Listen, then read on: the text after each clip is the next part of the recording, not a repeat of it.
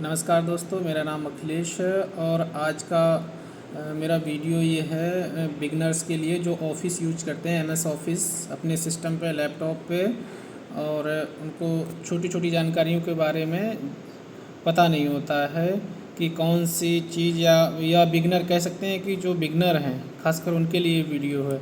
तो मैं आज शुरुआत से ही आपको बिल्कुल शुरू से एमएस ऑफ़िस के बारे में जानकारी दूंगा, जिसके संबंध में मैं आज आपको सबसे पहले एमएस वर्ड के बारे में जानकारी दूंगा।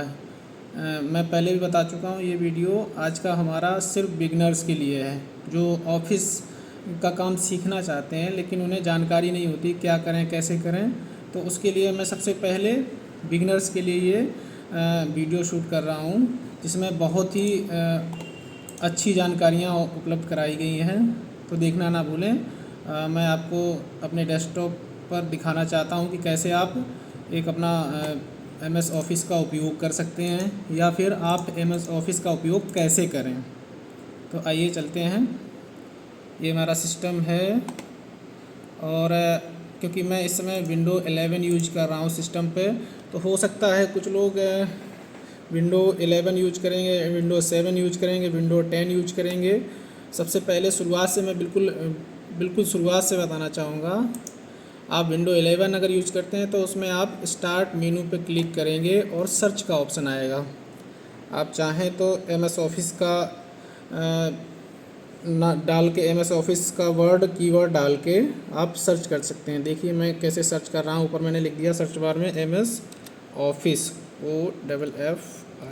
OFFICE। मैंने ऑफ़िस एमएस ऑफ़िस लिख दिया हुआ है। नीचे एमएस वर्ड आ गया है, आप देख सकते हैं।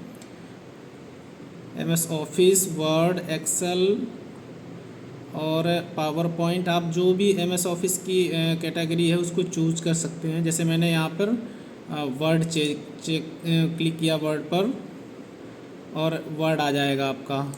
क्योंकि होता ऐसा है कि 11 में एमएस वर्ड या फिर जो भी एप्लीकेशन होते हैं एमएस ऑफ़िस के एक ऐप की तरह वर्क करते हैं। तो आप वर्ड पे क्लिक करके ही वहाँ पहुँच सकते हैं, या फिर इसका यहाँ पे देखिए ये डायलॉग खुल गया हुआ है ब्लैंक डॉक्यूमेंट। इस पर क्लिक कर देंगे तो नया पेज खुल जाएगा। या फिर आप इस तरह से नहीं करना चाहते हैं या इतना सर्च नहीं करना चाहते हैं तो आप राइट क्लिक कीजिए अपने डेस्कटॉप पे और यहाँ पे देखिए बहुत सारे आइकन्स हैं। यहाँ पे आप न्यू पे क्लिक कर सकते हैं। न्यू पे जब क्लिक करेंगे तो राइट साइड में आपका पूरा मेन्यू खुल जाएगा, जिसमें आपको बहुत से ऑप्शन मिल जाएंगे, जिसमें आपका माइक्रोसॉफ्ट एक्सेस है, बिटमैप, माइक्रोसॉफ्ट वर्ड। तो आप वर्ड को यहाँ से खोल सकते हैं, या Microsoft Access database, Microsoft PowerPoint भी आप यहाँ से प्रेजेंटेशन के लिए फ़ाइल खोल सकते हैं। तो मैं आपको आज के दिन सिर्फ और सिर्फ माइक्रोसॉफ्ट वर्ड के बारे में जानकारी दूंगा। आप चाहें तो यहाँ से एक्सेल भी खोल सकते हैं।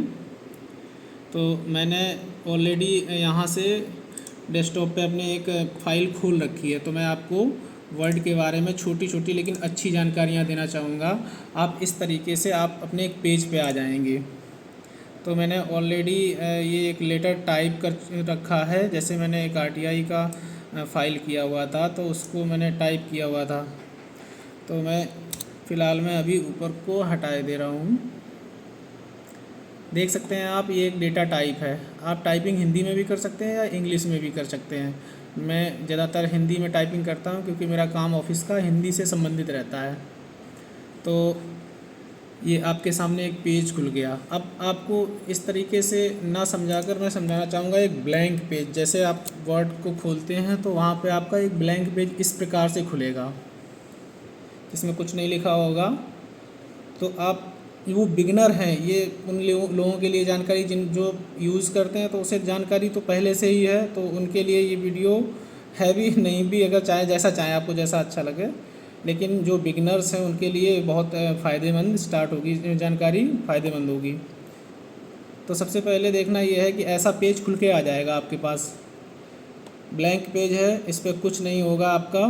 आप जो भी चाहें, जो मैटर चाहें वो लिख सकते हैं। अगर आपको टाइपिंग नहीं आती तो भाई टाइपिंग तो मैं नहीं सिखा पाऊँगा। इसके लिए आप गूगल पे जाइए, कई ट्यूटोरियल हैं। तो गूगल के कई ट्यूटोरियल होते हैं, आप वहाँ से टाइपिंग सीख सकते हैं। जो ऑफ़िस का काम सीखना चाहते हैं या चाहते हैं कि हम ऑफ़िस में कुछ कार्य करें और ऑफ़िस की जानकारी हो हमें, हम अगर कहीं किसी ऑफ़िस में काम कर रहे हैं तो उसकी हमें कुछ ना कुछ तो जानकारी होनी चाहिए। जब आपको बेसिक जानकारी नहीं होगी तो आप अन्य चीज़ों को सीखने में विफल हो जाएंगे या फिर आप एक अपना अच्छा इंप्रेशन नहीं जमा पाएंगे।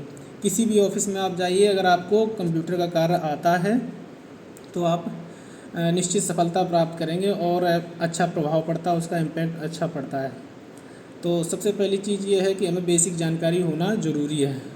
इसके लिए ऑफ़िसों में आप देखिए, ज़्यादातर जो ऑफ़िस नॉर्मल वर्क या जो भी ऑफ़िस में अन्य काम होते हैं, जैसे मान लीजिए कोई लेटर टाइप करना है या फिर कोई सूचना कहीं किसी को टाइप करके भेजनी है तो या इंग्लिश में या हिंदी में, दोनों में ही टाइप की जाती है।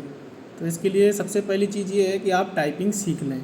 अगर आपको हिंदी की सीखनी है तो हिंदी का, अगर ऑफ़िस में जिस प्रकार का काम है, अगर हिंदी का काम ज़्यादा होता है तो आप हिंदी की टाइपिंग सीख लीजिए। या फिर आपको अंग्रेजी का काम पसंद है या वहाँ काम जिस ऑफ़िस में आप कार्य करते हैं इंग्लिश में टाइपिंग होती है या लेटर टाइप होते हैं, जो भी है आप उसमें कर सकते हैं।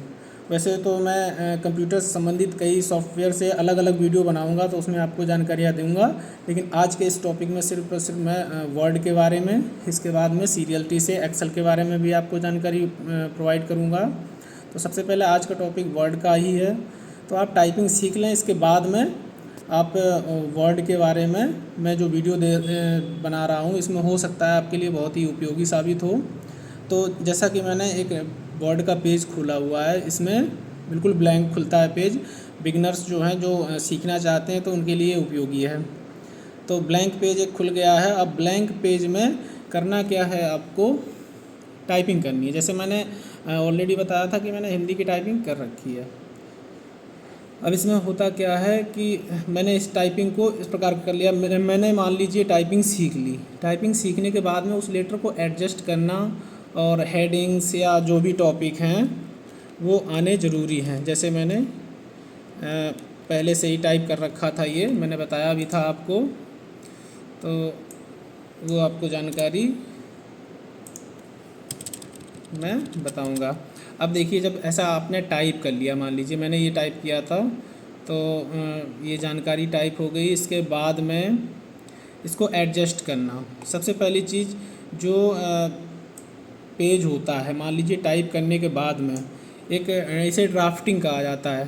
जब आप कोई लेटर टाइप करते हैं उसको एक तरतीब से व्यवस्थित करना ड्राफ्टिंग कहलाता है। तो इसमें आप सबसे पहले देखिए, ड्राफ्टिंग को सही व्यवस्थित करने के लिए ऊपर लाइंस होती हैं, ये देखिए, जो आपके लिखे हुए वर्ड्स को, या फिर अलाइनमेंट कह सकते हैं, इसे अलाइन करना कहते हैं कि आप अपने ड्राफ्टिंग को अलाइन कैसे करते हैं या ड्राफ्टिंग किस हिसाब से करते हैं।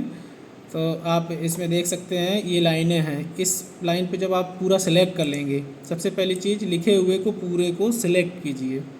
सिलेक्ट करने के बाद में ऊपर जो लाइनिंग दी है, अलाइनमेंट दिया हुआ है, तो ये फर्स्ट अलाइनमेंट जिसमें लिखा भी है अलाइन लेफ्ट कंट्रोल एल्ट या कंट्रोल एल, मतलब आप अगर अलाइन करना चाहते हैं या तो शॉर्ट की यूज कीजिए या फिर अपने माउस से कर्सर का उपयोग करते हुए इन लाइनों पे क्लिक कर दीजिए।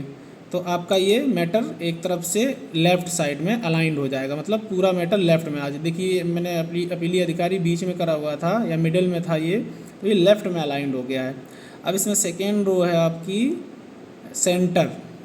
अगर आप इस पर क्लिक कर देंगे तो आपका अलाइनमेंट जो है, ड्राफ्टिंग जो है, वो बिल्कुल सेंटर में आ जाएगी, ये देखिए।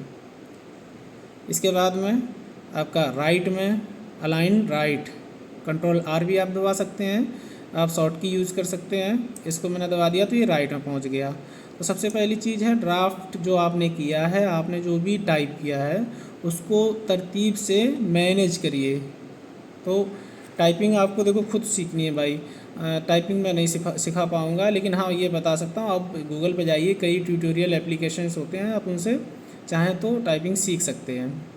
तो इसको मैंने अलाइन कर दिया। और सबसे पहले कोई भी लेटर, नॉर्मली हम एक प्रार्थना पत्र अगर लिखते हैं तो उसमें भी हम सब चीज़ें, जैसे हम शुरुआत में क्लास में पढ़ते थे कि हमें अपना प्रार्थना पत्र लिखना है, ठीक उसी तरह से ड्राफ्टिंग होती है। अब डिपेंड करता है कि आप किस जगह काम करते हैं या किस संबंध में ड्राफ्टिंग करनी है आपको। तो अलाइन करना बहुत ज़रूरी है। अलाइन नहीं करेंगे तो आपका वो इम्प्रेशन अच्छा नहीं रहेगा।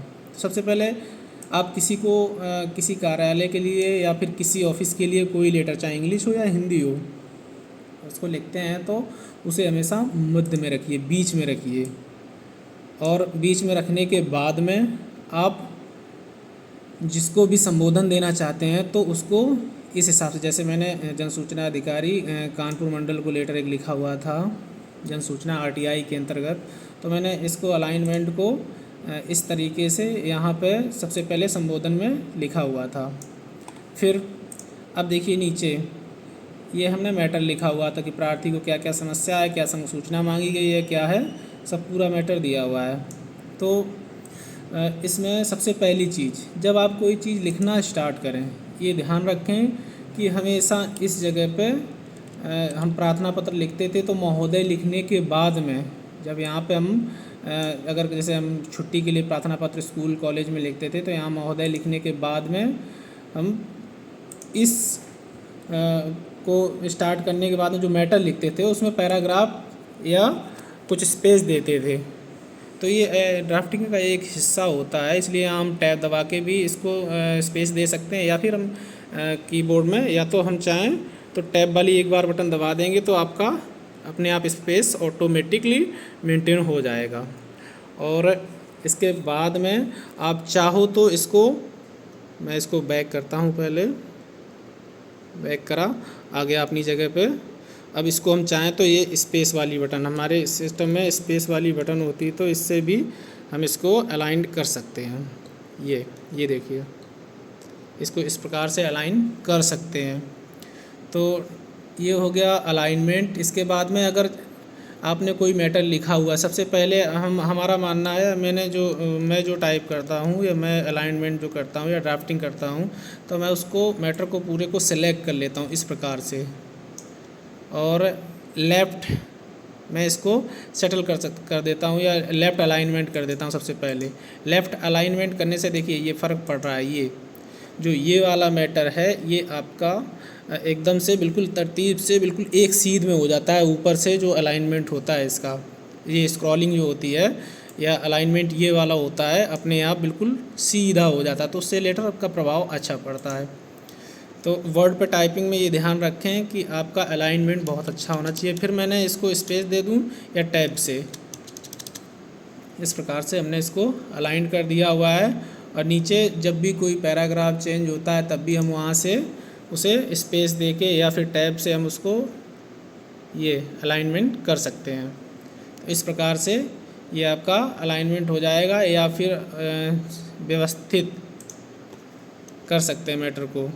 अब ये देखिए, जैसे प्रार्थी में आपका अगर चाहो तो आप टैब बटन दबा के इसको एक सीध में कर सकते हैं, या फिर आप स्पेस वाली बटन भी दबा सकते हैं।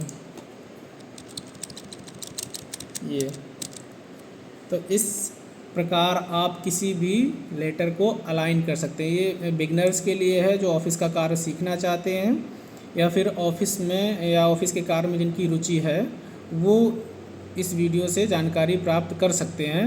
और अधिक जानकारी के लिए मैं अगले कई वीडियो बनाने वाला हूँ, खासकर वर्ड पे और एक्सेल पे, पावर पॉइंट पे। अगर किसी को कोई समस्या हो तो वो मुझे मैसेज कर सकता है इस वीडियो के ज़रिए और जानकारी प्राप्त कर सकता है। मैं अन्य वीडियो बनाऊंगा तो उसमें आपकी समस्याओं का भी समाधान करूंगा, और छोटी छोटी कई जानकारियाँ ऑफिस के कार्यों से संबंधित, या फिर आप वर्ड एक्सेल इसके संबंध में जानकारी ले सकते हैं। शुक्रिया।